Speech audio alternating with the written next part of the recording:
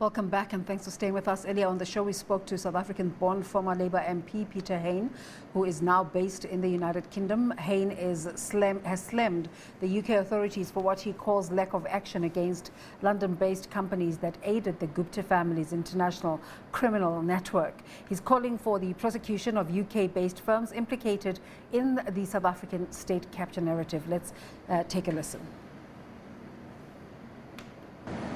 We're based internationally in London or New York, Dubai, Hong Kong, and India.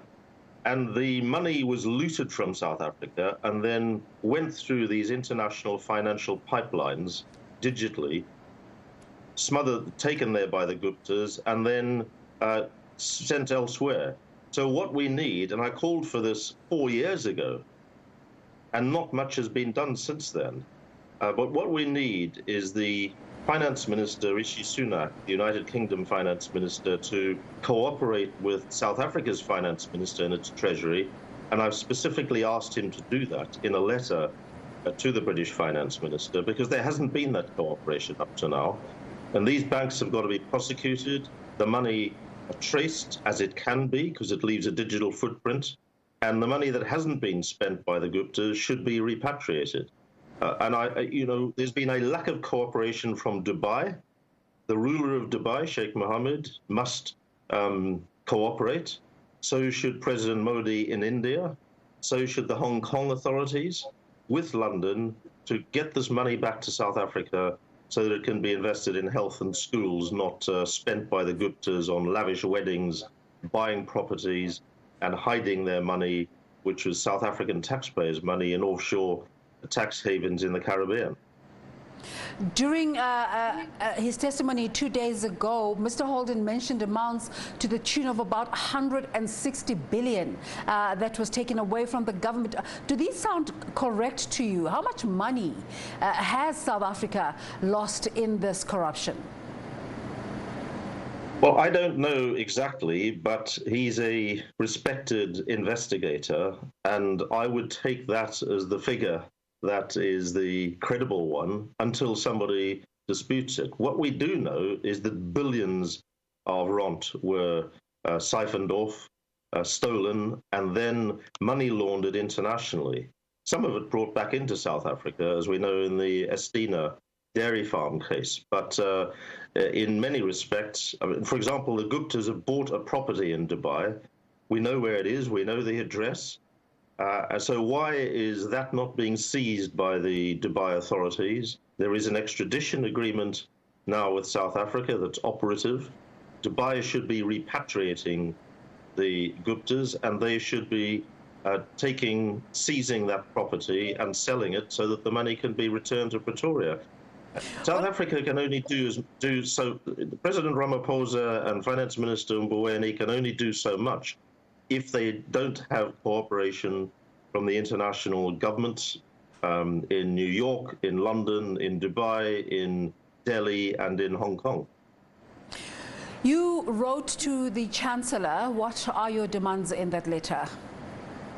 That he immediately speaks to the Finance Minister of South Africa, Mr. Mboweni, and that they give assistance to the South African government to prosecute these banks, because they can't say, we knew nothing about it. It was obvious that the money was looted, and it was obvious that it was going through their digital pipeline, so they must be prosecuted. And then the cooperation of the authorities to track this money down. I mean, as I say, it leaves a digital footprint. It's not like the Guptas were filling suitcases with rand notes in the old style of money laundering generations ago. This all went through the international financial institutions and supposedly reputable banks like HSBC and Standard Chartered and Bank of Baroda. They should be the ones cooperating with the authorities to recover this money. That is to say, the money that hasn't been spent, like the Guptas did on lavish weddings for two of their sons in 2019 in India. And finally, Lord Hain, what are your thoughts about that agreement that you just spoke about that the UAE has with South Africa about bringing the Guptas back to South Africa? There's been commentary that the Guptas are very mobile and very connected, and they could just simply move to another country that doesn't necessarily have agreements with South Africa. Does Interpol have a role to play here? Yes, it does. And some of the names have been put on Interpol's watch list. And of course, there are now sanctions, British sanctions, following a year ago United States sanctions against the Gupta brothers, which prevents them traveling as freely as they once did. So those should be applied, and they should be tracked down and hunted down. I mean, they're international criminals. They've stolen money by the billions of rand from South Africa with the connivance and complicity of former President Zuma and his family.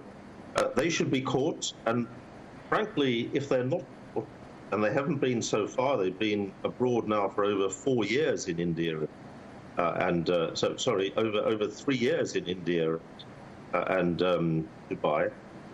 They should be caught and the money recovered. But the South African Treasury cannot do it. President Ramaphosa cannot do it unless he gets full-hearted cooperation from the British government, the United States government, the Dubai authorities, the United Emirates government, and also the Hong Kong authorities and the Indian government. They should all be supporting this recovery, and they haven't been doing so far. Have you concluded your submissions to the State Capture Commission? Are you still to appear?